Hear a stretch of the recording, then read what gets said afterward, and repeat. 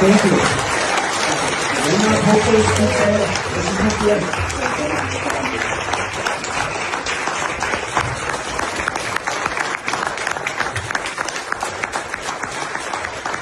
When I graduated and then I started to practice in my own clinic, bit by bit, it took me years to really master how to do the physical examination in a proper way. I can find the primary lesion. You can all do it. This is why God put the brain inside the skull to protect it, and the spinal cord inside the vertebrates. One side of the atlas was side shifted because of this tension of the ligament.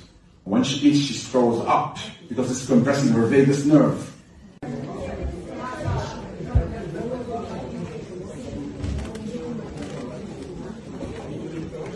Treat the primary lesion and then see what you can do with your therapies. Everything will become so much easier. The body will respond faster. Thank you. We're not hopeless people. This is not the end.